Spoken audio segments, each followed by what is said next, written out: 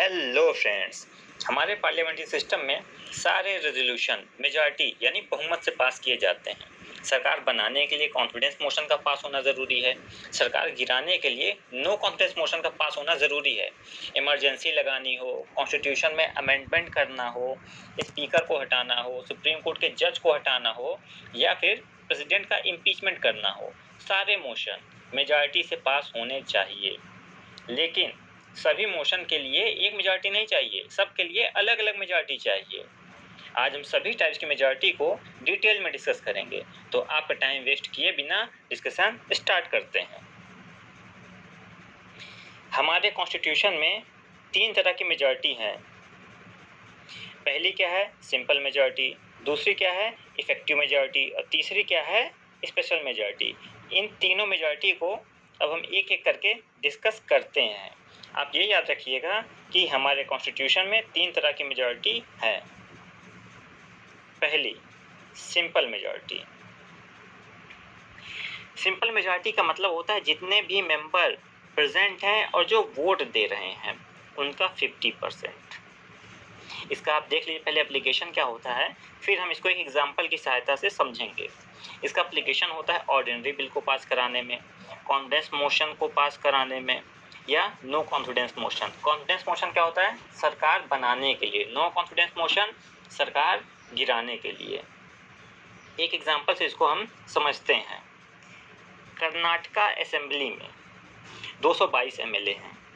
मान लीजिए किसी दिन 220 लोग आए तो उसमें से वोट कितने दे रहे हैं? 200। इसका मतलब प्रेजेंट एंड वोटिंग कितने हो गए? 200 जो वोट दे रहे हैं। तो हमें कितनी मेजॉरिटी चाहिए किसी भी बिल को पास करने के लिए या सरकार गिराने के लिए या सरकार बनाने के लिए? तो हमें चाहिए 101। लेकिन जब सरकार बनाने गिराने की बात होती है तब सारे मौजूद रहते हैं उस दिन, क्योंकि बहुत इंपॉर्टेंट इशू होता है। लेकिन अगर 200 हैं तो सिर्फ 101। मान लीजिए 220 प्रेजेंट है और सारे वोट दे रहे हैं, तो इसका मतलब कितने वोट चाहिए? 111 वोट चाहिए। तब मान लीजिए 180 है प्रेजेंट है, सारे वोट दे रहे हैं। मान लीजिए 200 लोग आए हैं, 180 लोग उसमें वोट दे रहे हैं, तो प्रेजेंट एंड वोटिंग कितने हो गए? प्रेजेंट एंड वोटिंग हमेशा हमें देखना रहता है। तो 180 अगर लोग प्रेजेंट एंड वोटिंग हैं तो उसके लिए मेजॉरिटी कितनी चाहिए? 91। आपको ये क्लियर हो गया होगा, लेकिन फिर भी अगर कोई डाउट होता है तो आप कमेंट में लिख सकते हैं, उसका मैं रिप्लाई ज़रूर करूँगा। अगली मेजॉरिटी देखते हैं। दूसरी मेजॉरिटी है इफेक्टिव मेजॉरिटी। इसका यूज़ कहाँ होता है? एक प्रिसाइडिंग ऑफिसर को हटाने में इसका यूज़ होता है। और वो 8 प्रिसाइडिंग ऑफिसर कौन कौन से हैं? लोकसभा के स्पीकर और डिप्टी स्पीकर, राज्यसभा का चेयरमैन और डिप्टी चेयरमैन, स्टेट असेंबली का स्पीकर और डिप्टी स्पीकर, और कई राज्यों में स्टेट काउंसिल होती है, विधान परिषद, तो उसका चेयरमैन और डिप्टी चेयरमैन। इन 8 लोगों को हटाने के लिए इफेक्टिव मेजॉरिटी का यूज़ किया जाता है। एक चीज़ आपको समझ लेनी यहाँ पे कि जो राज्यसभा का चेयरमैन होता है वो वाइस प्रेसिडेंट होता है। तो वाइस प्रेसिडेंट को जब हटाना हो, रिमूव करना हो, तो राज्यसभा के अंदर कौन सी मेजॉरिटी चाहिए? Effective majority. लेकिन वो प्रस्ताव लोकसभा में ही पास होना चाहिए विद सिंपल मेजॉरिटी। बस आपको यहाँ ये याद रखना है कि राज्यसभा में इफेक्टिव मेजॉरिटी चाहिए और लोकसभा में सिंपल मेजॉरिटी। ये सिर्फ चेयरमैन के लिए यानी वाइस प्रेसिडेंट के लिए, बाकी सब के लिए सिर्फ हाउस में इस इफेक्टिव मेजॉरिटी ही चाहिए, सिर्फ हाउस के अंदर। अगली मेजॉरिटी देखते हैं। इफेक्टिव मेजॉरिटी पहले समझ लेते हैं। इफेक्टिव मेजॉरिटी होती क्या है? इफेक्टिव मेजॉरिटी का मतलब होता है इफेक्टिव नंबर की मेजॉरिटी। इफेक्टिव नंबर क्या होता है? इफेक्टिव नंबर होता है total strength of the house minus number of vacancies. House की स्ट्रेंथ कितनी है? ओरिजिनल स्ट्रेंथ, उसमें वैकेंसी है क्या? कुछ वैकेंसी कैसे हो सकती हैं? वैकेंसी कई वजहों से हो सकती हैं। वैकेंसी हो सकता है डेथ की वजह से हो जाए, रेजिग्नेशन की वजह से हो जाए, या इलेक्शन मेंबर का नल एंड वॉइड डिक्लेयर कर दिया जाए। इन वजहों से वैकेंसी हाउस के अंदर हो सकती हैं। राज्यसभा का केस देखते हैं। राज्यसभा की स्ट्रेंथ कितनी है? यहाँ देखिए, राज्यसभा की स्ट्रेंथ 250 है। उसमें इन वजहों से मान लीजिए 10 वैकेंसी हो गई, तो इफेक्टिव नंबर कितना हो गया? 250 में से 10 घटा देंगे 240, तो हमें 240 की मेजॉरिटी चाहिए। अगर मान लीजिए सारे मेंबर हैं, एक भी वैकेंसी नहीं है, तब कितने मेंबर चाहिए? अगर हमें वाइस प्रेसिडेंट को हटाना है तो कितनी मेजॉरिटी चाहिए? तब हमें चाहिए 126। अगर वैकेंसी एक भी नहीं है तो इफेक्टिव नंबर कितना हो गया? 250, और इसकी मेजॉरिटी कितनी हो जाएगी? 126। आपको ये क्लियर हो गया होगा। अगले देखते हैं, स्पेशल मेजॉरिटी। स्पेशल मेजॉरिटी का मतलब होता है 2/3 मेजॉरिटी। जहाँ भी स्पेशल मेजॉरिटी वर्ड यूज़ होता है इसका मतलब 2/3 मेजॉरिटी। लेकिन ये 3 तरह की होती है, इसका अलग अलग जगह यूज़ होता है। 3 तरह की होती है स्पेशल मेजॉरिटी। हम तीनों को एक एक करके देखते हैं। पहली स्पेशल मेजॉरिटी, इसका 2 जगह यूज़ होता है, आर्टिकल 249 एंड आर्टिकल 312। आर्टिकल 249 क्या कहता है? आर्टिकल 249 कहता है सेंटर स्टेट लिस्ट से कानून बना सकता है। सेंटर स्टेट लिस्ट से कानून बना सकता है अगर राज्यसभा एक रेजोल्यूशन स्पेशल मेजॉरिटी से पास करे। आर्टिकल 312 क्या कहता है? ऑल इंडिया सर्विसेज की बात करता है, ये भी राज्यसभा कर सकती है। तो यहाँ 2/3 मेजॉरिटी किसकी चाहिए? प्रेजेंट एंड वोटिंग मेंबर्स की। मान ली, इसको एग्जांपल से देखते हैं। राज्यसभा की स्ट्रेंथ कितनी है? यहाँ देखिए 250। प्रेजेंट मान लीजिए किसी भी दिन 210 मेंबर प्रेजेंट होते हैं, उसमें सारे वोट नहीं देते हैं। वोट कितने देते हैं? 180। तो प्रेजेंट एंड वोटिंग कितने हो गए? 180, 180। तो स्पेशल मेजॉरिटी का मतलब है 180 का 2/3 यानी 120। तो 120 लोग यदि यस करेंगे तो क्या रेजोल्यूशन पास हो जाएगा, नहीं तो पास नहीं माना जाएगा।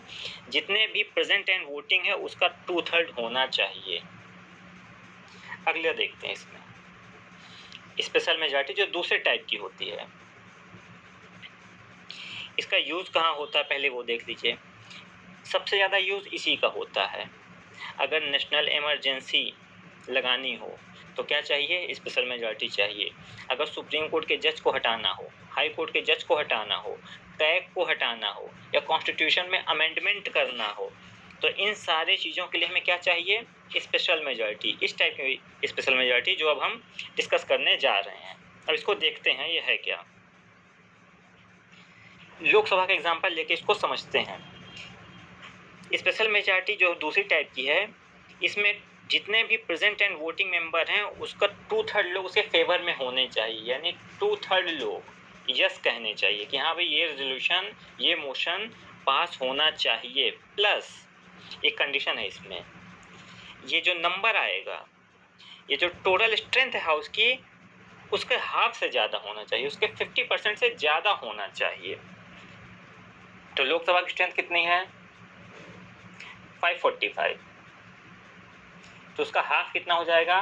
273। अब इसको हम देखते हैं। मान लीजिए 400 लोग एक हाउस में आते हैं, ये वाला देखिए पहले। 400 लोग आते हैं, उसमें से 300 लोग वोट देते हैं, तो प्रेजेंट एंड वोटिंग कितने हो गए? 300। इसमें से 200 लोग कहते हैं कि हाँ भाई ये रेजोल्यूशन पास होना चाहिए, 100 लोग कहते हैं नहीं होना चाहिए। तो कितने लोगों ने हाँ कहा? 200 लोगों ने। इसका मतलब 2/3 है क्या ये इसका? पहली चीज ये देखी जाएगी क्या ये 2/3 है? तो हाँ भाई 300 का 200 2/3 है, तो ये कंडीशन पूरी हो जाती है। लेकिन टोटल लोग कितने हैं? 200 लोगों ने कहा है कि ये रेजोल्यूशन पास होना चाहिए, लेकिन होने कितने चाहिए? 273। तो ये रेजोल्यूशन पास नहीं होगा। क्यों? क्योंकि 50% लोग, जो टोटल स्ट्रेंथ है हाउस की, उसका 50% नहीं हो रहा है, सिर्फ 200 लोग तैयार हैं, जबकि मिनिमम कितने होने चाहिए? 273। ये एक दिन हो गया। मान लीजिए अगले दिन और लोग आते हैं, 500 लोग आ जाते हैं मान लीजिए, उसमें 450 लोग, 450 लोग वोट देते हैं, तो प्रेजेंट एंड वोटिंग कितने हो गए? 450। उसमें से यस कितने लोग कहते हैं कि ये रेजोल्यूशन पास होना चाहिए? 300 लोग कह देते हैं हाँ भाई ये अमेंडमेंट होना चाहिए या इसको हटाया जाना चाहिए, जिसका भी रेजोल्यूशन है, और 150 लोग कहते हैं नहीं होना चाहिए। तो ये 2/3 हो गया प्रेजेंट एंड वोटिंग का। और क्या ये देखिए 273 से ज़्यादा है क्या 300? हाँ ये ज़्यादा है, इसका मतलब ये रेजोल्यूशन यहाँ पास हो जाएगा। अगला देखते हैं,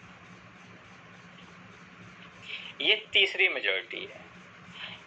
इसका यूज सिर्फ एक जगह होता है, आर्टिकल 61, जो कि क्या है, इम्पीचमेंट ऑफ प्रेसिडेंट।